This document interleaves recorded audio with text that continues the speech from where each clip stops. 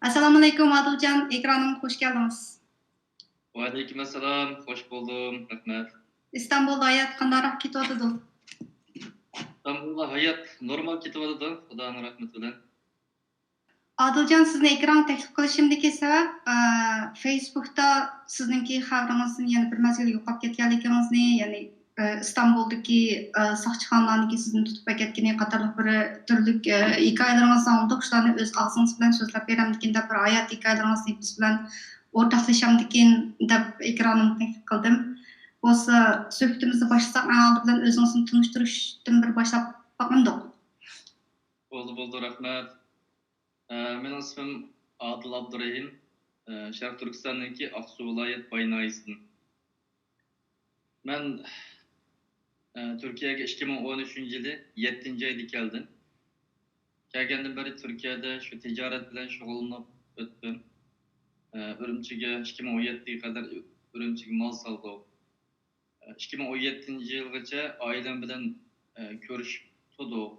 2017-yilsi 4-oy, 5-oy mezgillarda oilam bilan bu aloqam uzilib ketdi. Meningmi tijoratimni to'xtab ketdi bu yerda. Vatanga soldigan mallarning kargolini butunlay taqab, mallarni to'xtab ketgandan keyin bu yerdan vatan o'rgangan tibobatchilik hunarimiz botdi. Tibobatchilik hunarimizni mishada kengaytirib, Mutallib Aliyoji Amchi degan ustozimizni yana texmi bilim oshirib, undan keyin shu kasbni qilyapman hozir.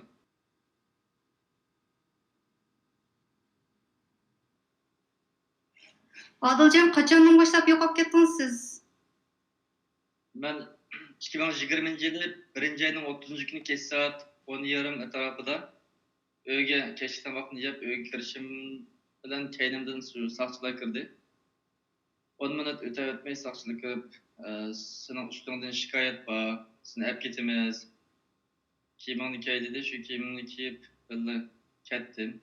Qana shikoyat to'g'risida bir narsa so'rdimu yo? Bir narsa dedimu yo? Tutib opirib oqshimi seviyaga shu qarqolga sulab qo'ydi. Ertasi atiganda bir yarim soat ifoda olgan bo'ldi. İfadede menden şu Türkiye'ye kaçan kirgenliklerini sordu. Başka artık gap sözümü sormadı. Andın şu G87 degen kodunu kirgizeylim o ya ki YTS degen dep yazaylim dep başlarından sorattı o sakçı. G87 degen kodunu yazma, YTS yaz dep şuna dedi. Ama akıl dep YTS yazdı. O YTS degeni sürüştürsek şu yabancı terör şubesi degen atalgı iken. Üstümden şu DAEŞ şubesi, terör şubesi de üstümden şikayet edip çakkallığa bakayım.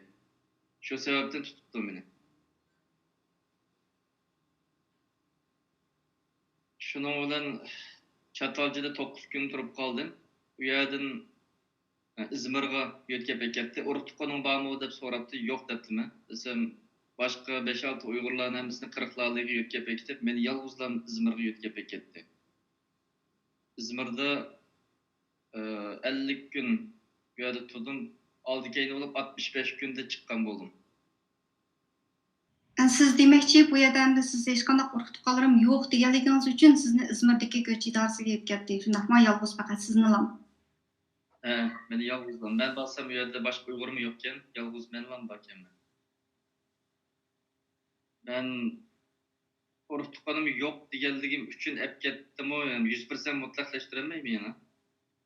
Başkalarını, hammasini Uygurlarni hammasini qirqlarga yo'tkab, meni ayrimlar shayga yo'tkab olib qo'ydi.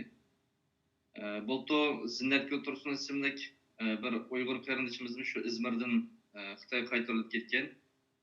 Endi ba'zi bir to'liq bo'lmagan farazlarga qaragan chog'da shu urug' tuqqani yo'q, hech qanday izdirkini qilmaydigan odamlarni bayqasa balkim selvetishdanmi yonmaydigandek his qildim.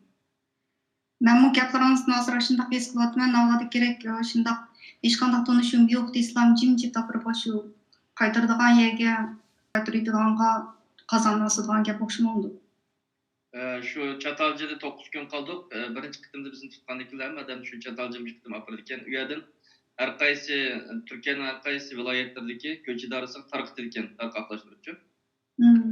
Anda bir yerde şu Mening farizim endi bultu Zinnat Kultursun aşağıdan yol selip etken ve ondan başka adamlarımı aşağıdan köpünçe aşağıdan deport kılıp gitken. Başka benden başka Çeçen, Dağıstanlık, başka milletlerin Kırgızistanlık yendiklerini aşağıdan hepsini yurtuğa yol selip etdi. Men şu çatalcının İzmir'e yalnız etmangan çıktılar ben ensirep başkalarına telefon kılıp dep koygan haberlendirip. Meni başkalarına hemen kırıklarla yötkep men İzmir'e etmandı. Herhalde bir sosyal medyada bir paylaşıp koyanlar, izleri kimde bir koyanlar, izleri kimde kılmışsanlar sel çatak çıkıdan dek durdu dep başkalarına haber kılıp koydum. Ondan şu sosyal medyada paylaşkanın faydası oldu mu? Avukat mı 5 ketim dava açıp 4 ketim red kılındı. 5. ketimde davada kazanıp bundakin çıktı men. Advokatның lam yolu bilen emas. Yana bu Ankara'daki Abdüveli Buğrakan degan bola shu ichki ishlar ministrligiga kirdi bu. Meniki so'ritimni elib, Ak Partiya milletvekillarininki yordami bilan ichki ishlar ministrligiga kirib so'ritimni. Shu bolanikimi ajib kuchishi bilan anadakin advokat davoda qazandi deb qarash bo'ldi. Muşu gaplaringizdan men esib qoldim shu social medianingki, ya'ni o'zingiz menishdan ilgari cho'qim boshqalarga bir xabardor qilib qo'yishninki naqadar muhim ekanligini deb shunday desak bo'lamdi. O'zingiz shunday deb qaramsiz? Shundoq, albatta shunday deb qarayman. Men bu kirib ketishdan burunmi buningki his qilgan. Shu men kirib ketib aşağıya mening beshimga kelgandan keyin men shunday sosyal medyada xabarlantirib qo'ymasam urug'tuqnim yo'q degandan keyin ayrim meni yolg'iz etmangandan keyin men bundan qattiq shubhalandimda. Bu chatoq chiqdidek deb ondan shu sosyal medyada izlarkimni qilib qo'ygan bo'lsanglar deb qarindoshlardan o'tinganman. Yana bir tavsiyam shunday ko'cha idarasidan tutilib qolgan qarindoshlar olib qolib qolsa, tutilgan kundan boshlab, ya'ni tutilishdan burunroq herhalde bir advokatning tunish, ya Uyg'ur advokat bo'lsin, Türk advokat bo'lsin, bir tunish advokatning nomerini yeniq sep qo'yib, shugini yaxshi deb qarayman. Shunday begona tutilgan zaman shu advokatni chaqirib, advokat orqali hal qilsa, birinchidan uzoq yetib qolmaslik foydasi bor, ikkinchidan shunday qalaymakan ketib qolmaslikqa, deport qilinib ketmaslikka foydasi bor deb qarayman. Hayt yaxshi taklif berdingiz. Ko'pchilik hammalar anglayapsizlar, Adiljonning hikoyasining dastlabki bosh qismini angladik. O'zining bevosita peshidan kechirganlarini so'zlab beradi. Tavsiyasi yana cho'qim bir advokatning telefon nomerini aloqalash usulini endi desab yurgan yaxshi, har ehtimol qarshi deydi. Amal bor undaq maxfiy yurmayli, atrofimizdagi kishilarga o'zimizniki bor yo'qligini bilindirib Adiljon, o'zingizning hayot hikoyasini so'zlash jarayonida hozirgidek shu yaxshi taklif fikrlaringizni beryapsiz. Endi shu Izmirdagi shu ichida ko'rgan anglag'anlaringizni, beshingizni o'tkazganlaringizni bir so'zlab berib qo'yamsiz. Bo'ldi. Meni 9 kundan keyin Izmir ko'cha idarasiga olib ketdi, askarning mashinasida. U yerga borgandan keyin shu ko'cha idarasining yer ostida 4 qavat binoning ichida yashadik. U yerda nurg'un boshqa o'zbek, qozoq, qirg'iz, chechen, Dog'iston, rossiyalik, arab, har xil millatlar, asos chet ellik millatlar bor ekan. Ular shu bizga o'xshash qalpoq bilan kirganlar ekan. Bu yerningki asosiy ta'minotlarni yemak-ichmak, shu lo'nga deymiz, sopun deymiz, hamma ta'minotlarni shu Yevropaninki ta'minlab berar ekan. Ya'ni ishlatgan lo'ngalarimizni Yevropaning shu bayroqininki suratlari bor. Asosiy ta'minotlarni Yevropadan ta'minlab berganligi bizga ayon hamda u yerdan. Hamda bu yerga chet elliklarni bizdan boshqa Yevropaga qochib ketib qolgan qochoq odamlar, bizga o'xshash shubida qolgan odamlar, ular davlat ichida yashayotgan musofirlar, muhojirlardan nurg'un odam u yerga kirib yotadi ekan hamda. Turkiyaninki 80 viloyatlarining ichidagi nurg'un viloyat, shahar, noilada bunday ko'cha idoralari, turish o'rinlari bor ekan. Hamda bularninki siyosiy arq ko'rinishi asos shu Yevropa ittifoqiga ulardan Turkiya hukumati ma'lum iqtisodiy yordam olgan bo'lganligi uchun qilayotgan ish deb o'yladim men. Ularninki Yani musafirlarni tutib turgan, yani Yevropaga ketib kelishning oldini olib tutib turgan degan asosda ulardan yordam pul olgandan keyin shu nurg'un odamlarni shularga isbot qilib ko'rsatish maqsadida tutib turgan bo'lishi mumkin. Yana birisiga bizda endi bizni tutib biz sulab qo'ygandek bir ortiq bir jinoyatimiz yo'q. Ham shu belangidek bir ahvolmi yo'q deb qarayman. Mayli telefondagi kuchurlar jihatdan bo'lsin, mayli iqomat, pasport, salohiyat guvohnoma jihatdan bo'lsin. Bizda bu narsalar to'liq, shaxsan menda pasport bor, iqomatim uzun dönemlik suratsiz iqomat bor. Turkiyaga kirgeli 7 yilning yoqi hech qachon qonunsiz turib boqmadim men Turkiyada. Har vaqt iqomatni to'liq olib turdim. Bu yerda o'zimniki tijoratim bilan, uylarim bilan shunday turmush kechirib ketib qolgan bir odam. Ammo qandaqdir bir qatimliq boshqalarning shikoyat qilishi, tuhmat qilishi bilan dalil paketini surishtirmaylar kirib sulab qo'ydimdi. Manga o'xshash beguna sulangan nurg'un odamlar bor ekan. Haqiqatan haqiqiy ravishda shu belinib kirib qolganlarmi bo'lishi mumkin. Ammo haqsiz ravishda kirib qolganlarmi xali ko'p sonni egallaydi ekan. Onun ichidagi kundalik turmush shu masalan qiyin qistab qilish degandek shundoq bir ishlar bormi yo'qmi degandeklar to'g'riliq bir ko'rsatib beramiz. Bo'ldi. Uning ichida qiyin qistab qoldigan ish yo'q. Hammamizni shu sizlar bizning musofirimiz deb shu vaqt tamoqimizni berdi. Kiyim kechaklarimiz kirib olsa chiqib yuvib akab berdi. O jihatdan bizningki vatanning turmalari qaraganchig'ida nihoyatda bir zo'r farq va osmon zamin farq bor endi. Gerçi erkinlikdan bir mezgil mahrum bo'lsakmi, ammo uning ichida televizor uy bor, televizor ko'ralaymiz. Kichik bir masjid bor, u yerda jamoat bo'lib to'plashib namoz o'qiyolamiz. İbadetlerimizni joyida qilalaymiz. Yemek içmeklerimiz joyida. Men shu yerda turib, shu vatanninki turmalarga yetib boqqan men 6 oy, uzoq yetmasam 6 oy atrofida vatanning turmusini yetib boqqan. Selishtirdimki osmon zamin farqi bor. Vatanda bu qadar zulm bo'lyapti, ota-onam bo'z turmada, xotin bolalarim turmada. Shundoq bir zulm ko'rayotgan bir ahvol ostida mening uyga kirib kelishimdan men shundoq o'yladim, endi Alloh taolo egamning menga bir bergan sinir ekan bu. Ota-onalaring, xotin bolalaring ashaddiy bir zulm tortyapti. Sen bunchalik bir sinoqlarni ko'rib boq, shularni bir eslab, shularni bir unutib qolmay, shularning davosini qilib qo'y ey inson. Bendem deb Alloh taolo menga bir o'shimni yig'ish uchun, yana uxlab qolmaslik uchun, uyg'oq turishim uchun menga bir sinoq berdi deb o'yladim bu yerda-chi. Chunki men bultur bir mezgil azroq faoliyatlardan bo'shab ketgandek ahvol bo'lgan men o'zimda. Undan keyin shu yerga kirgandan keyin nurg'un narsani o'yladimki, to'xta, men bu yerda shunchalik hech qanchalik azob ko'rmay, qiyin qistab ko'rmay turib, buningga biroqtimchilikda ajab menga bundoq qildi deb ochiqlanib, stress bo'lib, o'zim ichim siqilib shunday bo'lib ketib borman. Aşağıda ota-onalarim, xotin bolalarim nima kunni ko'rayotganda degan narsalarni o'yladim endi. Hikayengizning so'zlash jarayonida hozir uyingiz, oilangizdagilarni tilga olib o'tdingiz. Bo'lsa, shu to'g'riliqni bir ko'rsatib bera olamsiz? Qachondan boshlab oilangizdan aloqangiz uzildi? Hozir qanaqlar bo'ladi degandek. Bo'ladi, bu to'g'riliqni qisqacha men so'zlab o'tay. Men 2018-yili bu to'g'riliq guvohlikni bergan. Men 2013-yil 7-oyda Turkiyaga chiqqandan keyin bir 2-3 oygacha oilam bilan aloqam bo'ldi. Ondan keyin ularga bir xeyim xatar kelib qolmasin deb 2 yilgacha aloqani o'zim uzib turgan. 2 yildan keyin yana aloqani tepib 2016-yili kuzda 9-10 atrofida shu Qurbon hayit mezgilida azroq aloqamizni qildik. Ondan keyin 4-oyga kelgan chog'da azroq bir paranglashib o'zininki Aksu tarafki Aksu shahar ichiga hukumatniki majburiy, Xitoy hukumatniki majburiy shu bir kiyim-kechak zavodiga ishligini olib borganligini aytdi. Ondan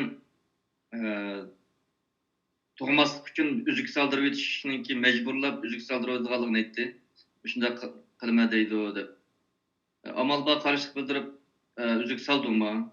Ben hazır bir yerim bulmasa ben toğulgan nime dep sadıma bunu dep sanma. Saldım bugün. Dep onunla fikir berdim. Kısam onu mecbur kıldı eken dedi. Üzük sal silebettim o kanda bul bilmeyme. Ondan keyin Aksu'ga kiyim-kechak zavodiga berip işleysi dep şunda deydi o. Dedi, "Üyek barma, şu balını taşlap koyup u yerda ishlaymiz deb yursang qamlashmaydi" desem, "Mejburiy bor ekanmiz" deb shunda dedi. Shuning bilan tag'in men bir narsa diyemedim endi.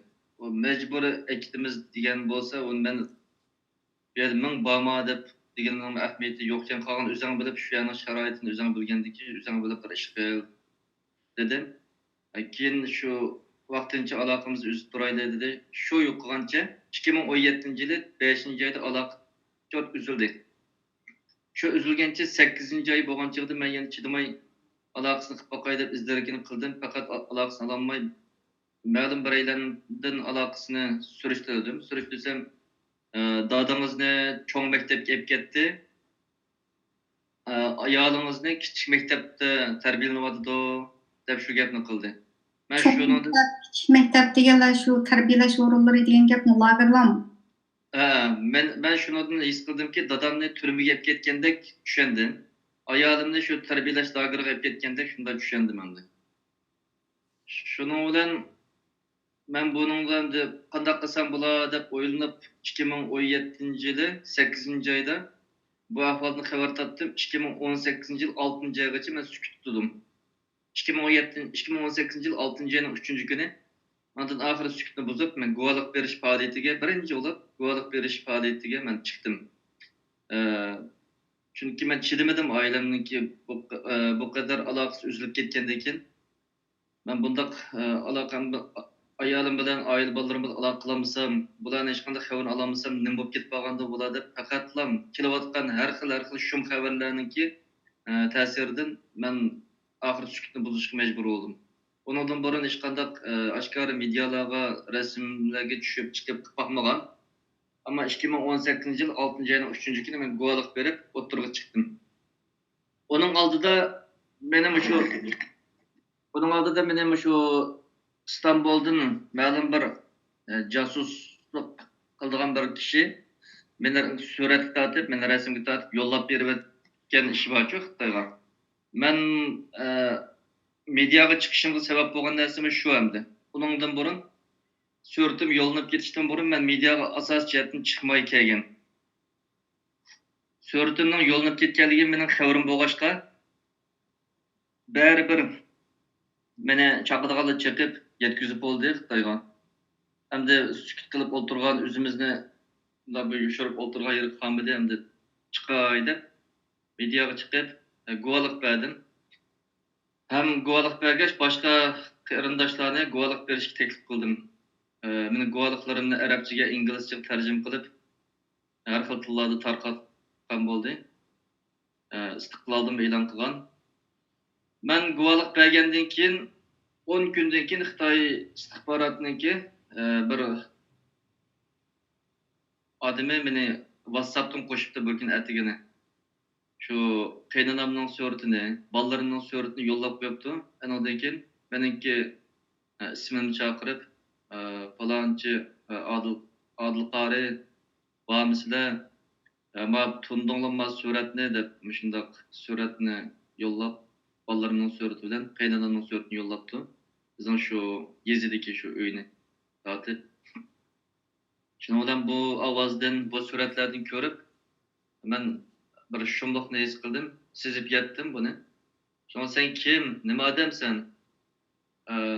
Deb so'rasam biz yuqoridan tuvanga tushgan xizmat guruhisining odami. Bundan keyin oilangga biz mas'ul, bolalaringga biz mas'ul, bolalaringni boqmay tashib chiqib ketgandan keyin bolalaringni biz tarbiyalab cho'ng qilamiz endi deb shunda dedi. Degandan keyin Ochiqlam tahdid solganlik ekanda. Bir tarafdan yumshoq vosita qo'llanib turib, bir tarafdan tahdid qilayotganligini qamdi. Sen shu mediada guvohlik berib chiqqanliging uchun biz sening bolalaringni olib ketganligimizni sana bildirib qo'yayli deb qilgan ishimdi. Men shunday tushundim buni. Uning oldida men bolalarimdan hech qanday xabarim yo'qdi. Ammo shu oiladan Şu resimga tortib shundaq maydonni yo'llabdi. Ammo menga bilindirib qo'ygan narsasi, bolalarni tarbiyalamay tashlab o'tib chiqib ketgandan keyin bolalarni hamda biz tarbiyalab cho'ng qilamiz deb olib ketganligini menga his qildirdi. Hamda yana bir hesapda shu sizni hamda jim yur bo'ldi guvohlik berma, hamda sizni jim turg'izmoqchi deb tushundim bu men ashunday deyish bo'lamdi. Aslında değişik buldu. Ben 5 yılın yakın hiç kaçan izlep bakmagan sakçılar şu bir kaçanlık guvalık veriş bilen izlep kaldı da bular. İzlegenden keyin ben dedim 5 yılın yakın hiç kaçan izlep mi bakmagan tağlar acaba bir kaçanlık şu guvalık veriş bilen izlep kaldın ya beni. Sebebi nima? Ben dedim nimeni maksat kılısılar, nimeni maksatlarla var dep sordum. Sorsam bular dostulap kalaydı, ağaynop kaldı.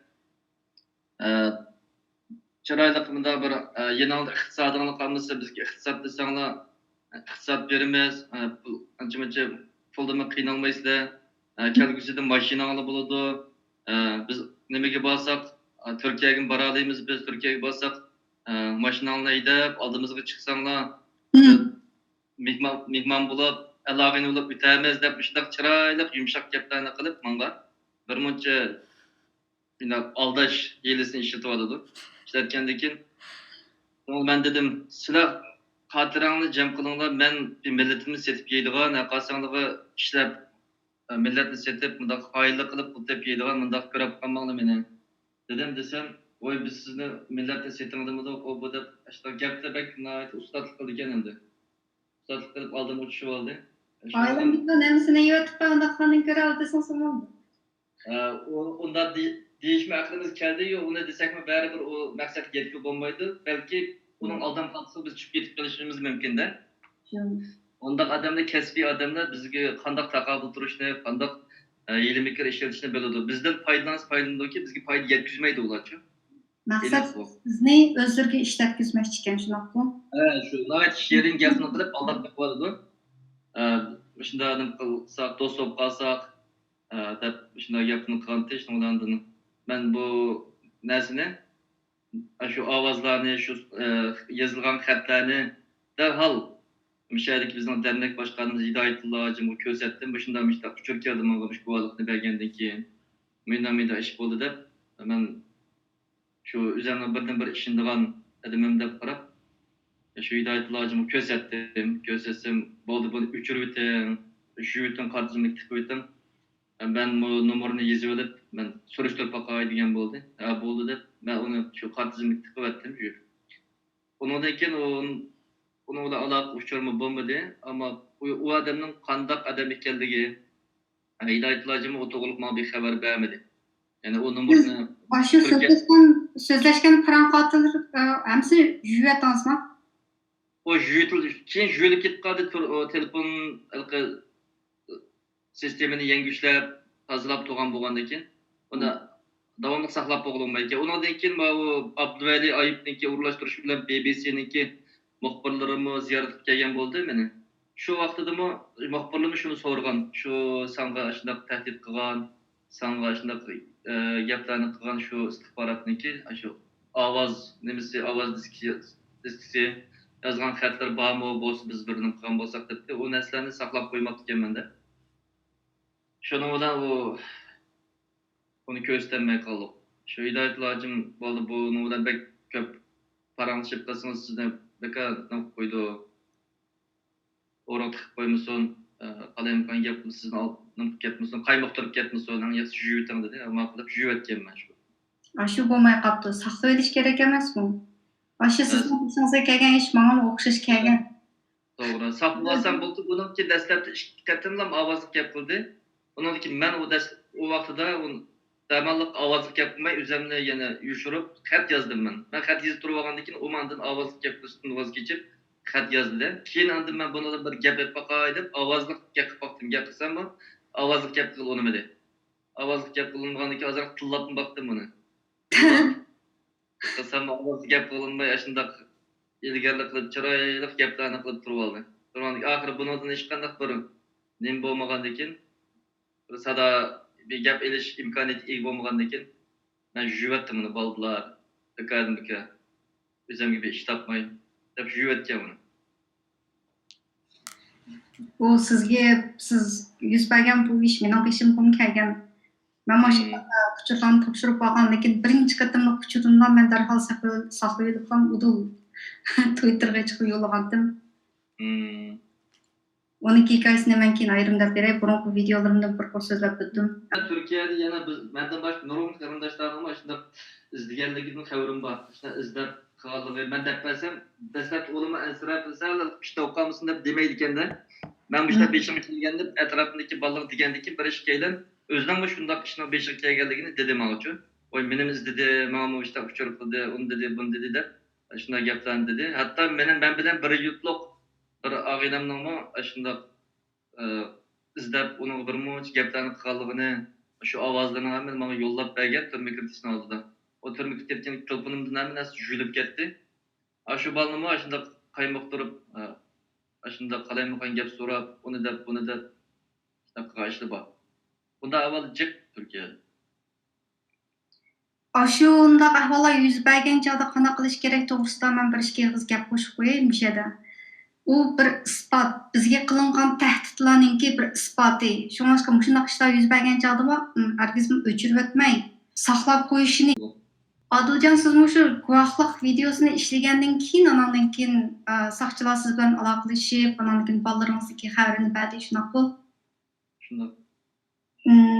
Mushu mendan aytgan chog'da barliq shu urug' tuqqanlar yo'qolib ketgan qarindoshlarni davomli guvohlik chaqirishga, to'xtamay kurash qilishga undasak bo'lgudek deb hisoblanadi.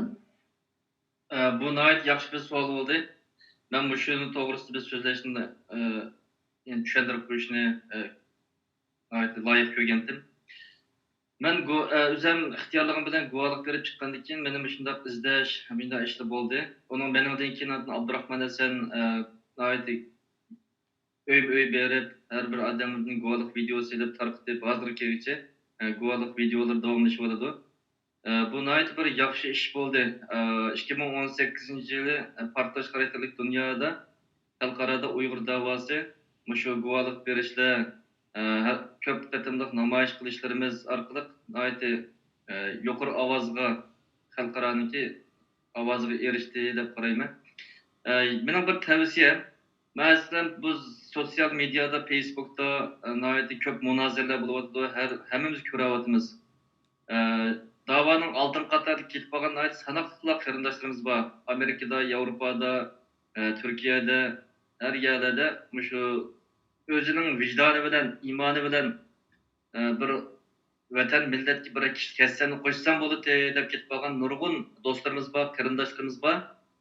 Bular ba'zida to'g'ri qilib qoladi, ko'pincha to'g'ri qiladi, ammo qisman holatlarda xatolik taraflarim bo'ldi inson bo'lganligi uchun. Ammo biz şu 10 qatim 9 qatim to'g'ri qilib, bir qatim bir ishni xato qilgan bo'lsa, 9 qatimliq to'g'risini kumbetib, shu bir qatimliq xatolikni eslab jidal chiqaradigan to'g'rilarda ishni basat qiladigan, gap topadigan, kashfog'icha bir-birimizga jidal mojaroni ko'paytib, vaqtimizni oladigan shunday ishlarni olib ketib bordi.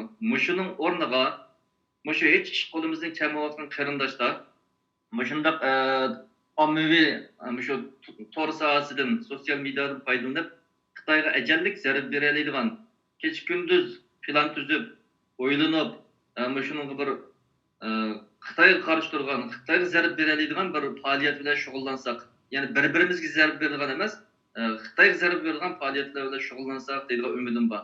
Qur'oni Karimda Alloh taolo mu'minlar o'zaro bir-biriga kuyimchandir, kuffarlar qattiqdir deb oyat bor sura Anfalda. Biz bir-birimizga qattiqlab ketib bormizda hozir. Kafirlarga hech bir qattiqligimiz bilinmayotdi. Biz bir-birimizga qattiqlab ketib boramiz. Biz bir-birimizga kamoli mehribonligimiz bilan biz ota-onamizdan ayrildik, o'rtoq tuqqanlarimizdan ayrildik, xotin bolalarimizdan ayrildik.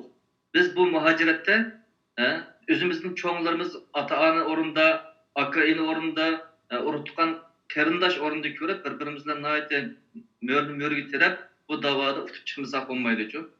Şoň şundaq bir-birimizge mehribonligimizni yetkizgan asosda bir faoliyatni, ya'ni Xitoyga qarshi bir faoliyatni nima ish qila olsak, qo'limizdan nima kelsa oldimizga qarab shu ishni qilsak, bir-birimiz bilan o'chak ichadigan, ziddiyat ichadigan, ishni bosib taqgan bunday ishni qilmasak deydigan umidim bor. Nəhayət yaxşı sözlər bildiniz, rəhmət. Axırkı sözlərinizdən mən nəhayət xoş buldum. Ya, nəhayət yaxşı fikirlərni bildiniz. Meninkimi o'ylaydiganim shu, umid qiladiganim shu. Ko'pchilikning bir yaxshi o'ylanib davomli holda shu o'zimizningki kirishini to'g'ri yo'nalishda qilsak, o'zaro ziddiyatlaşadigan, o'zaro bir-birimizga uradiya qilishlarni to'xtatib qo'yib, butun kuchimiz bilan nishonimizni to'g'rilab, kurashni davomlashtiraylik.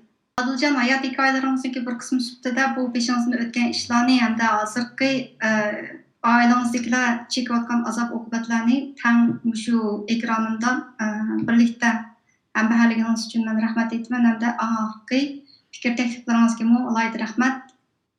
Bo'ldi, rahmat, sizga rahmat. Xudoyimga omonat. Xush vaqt bilan. Xudo omonat.